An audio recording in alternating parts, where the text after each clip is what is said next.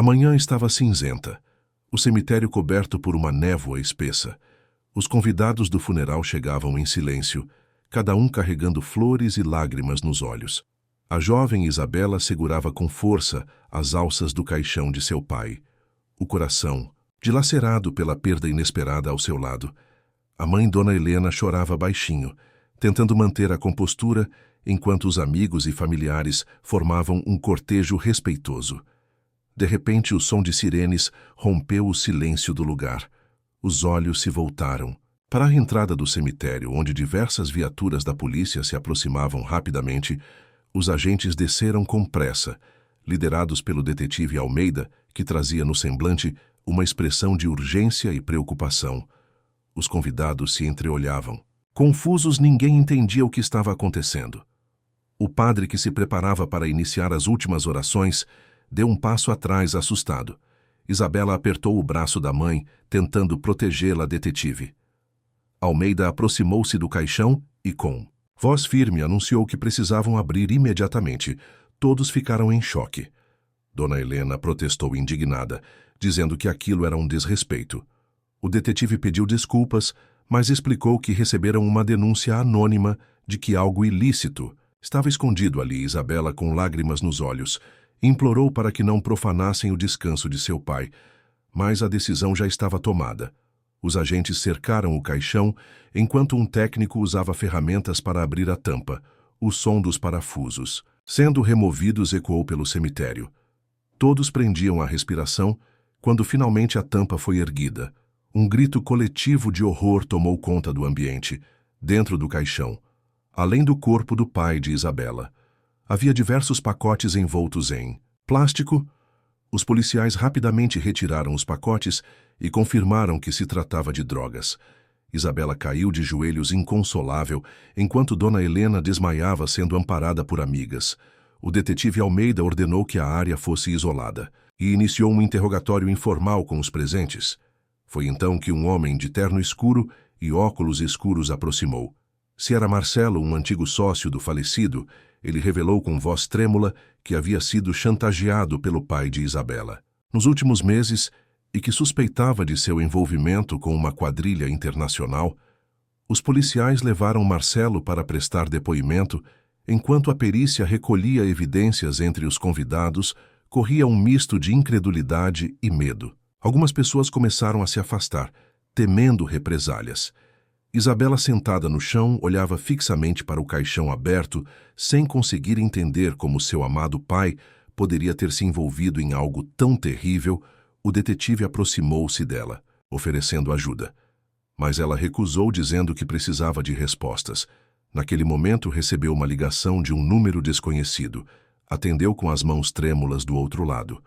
Uma voz distorcida disse que sabia toda a verdade e que poderia ajudá-la a limpar o nome de seu pai, desde que ela estivesse disposta a correr riscos.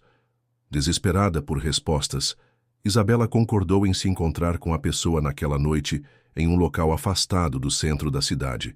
Mais tarde, enquanto o sol se punha, Isabela dirigia sozinha pelas estradas desertas.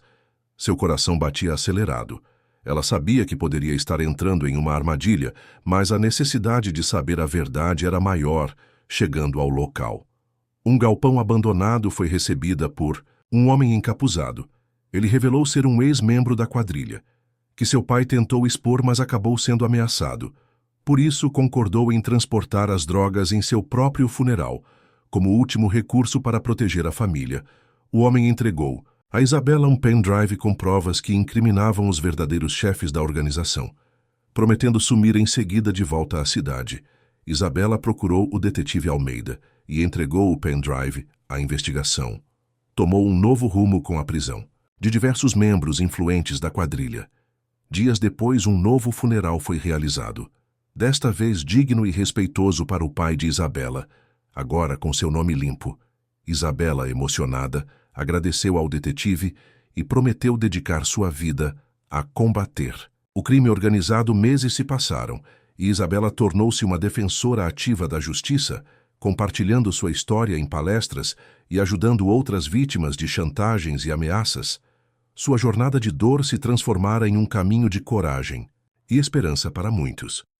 Meses haviam se passado, desde o trágico funeral de seu pai. Isabela continuava tentando reconstruir sua vida.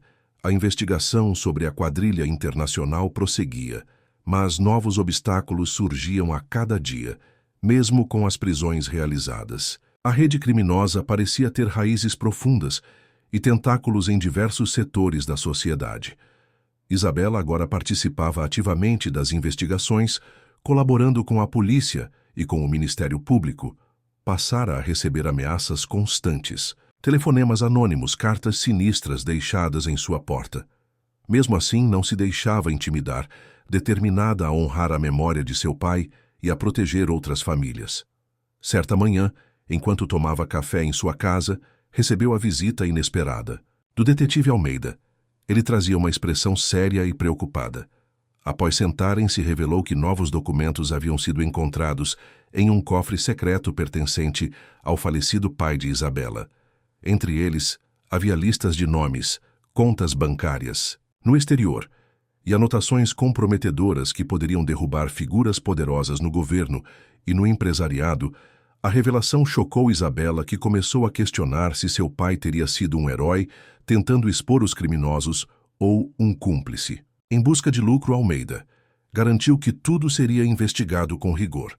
Sugeriu que Isabela aceitasse proteção policial, mas ela recusou, preferindo seguir livre para agir e investigar por conta própria. Naquela mesma semana, Isabela foi procurada por uma jornalista investigativa chamada Laura. Conhecida por seu trabalho corajoso contra o crime organizado, juntas decidiram unir forças para desvendar toda a verdade. A investigação as levou a descobrir uma rede de corrupção envolvendo políticos, empresários e até membros da própria polícia. Cada nova pista revelava segredos mais sombrios. Durante uma visita a um antigo armazém abandonado, encontraram um esconderijo com documentos comprometedores e vídeos que provavam encontros secretos entre os membros da quadrilha com figuras de alto escalão. Foi nesse momento que perceberam estar sendo seguidas. Uma perseguição tensa se iniciou pelas ruas da cidade. Isabela e Laura conseguiram despistar os perseguidores graças à ajuda do detetive Almeida, que havia montado uma equipe secreta para protegê-las à divulgação do material encontrado. Causou um escândalo nacional. Diversas prisões foram efetuadas e uma onda de protestos tomou conta das ruas. A população exigia justiça e transparência.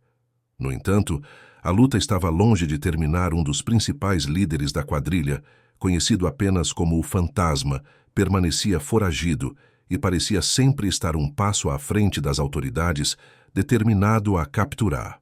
Isabela decidiu agir por conta própria, seguindo uma pista fornecida por um ex-informante da quadrilha. Viajou até uma pequena cidade no interior, onde o Fantasma supostamente se escondia. A viagem foi arriscada, marcada por encontros suspeitos e constantes ameaças. Ao chegar à cidade, Isabela descobriu que o Fantasma controlava o local através de um sistema de medo e corrupção. Com a ajuda de Laura e do detetive Almeida, começou a infiltrar-se na comunidade, conquistando a confiança dos moradores e recolhendo informações. Após semanas de investigação, conseguiram localizar o esconderijo do criminoso em uma fazenda isolada. Uma operação policial foi montada, envolvendo forças especiais. Em uma madrugada tensa, as equipes cercaram a fazenda, iniciando um cerco cuidadoso. Isabela acompanhava tudo de um posto de observação, com os olhos fixos na cena, quando a operação foi deflagrada. Um intenso tiroteio teve início. Os agentes conseguiram neutralizar os seguranças do Fantasma e invadiram o local. Após uma busca minuciosa, encontraram o criminoso escondido em um compartimento secreto. O Fantasma foi finalmente capturado, pondo fim a anos de terror. A prisão do Fantasma foi comemorada em todo o país. Isabela tornou-se uma heroína nacional, sendo homenageada em diversas cerimônias. Mas para ela a maior recompensa era saber que havia feito justiça por seu pai e ajudado a desmantelar uma organização criminosa poderosa.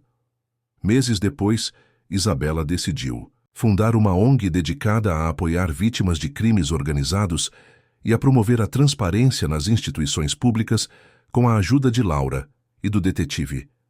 Almeida continuou lutando por um país mais justo e seguro. Sua história inspirou milhares de pessoas a se levantar contra a corrupção, mostrando que, mesmo diante das maiores adversidades, é possível fazer a diferença.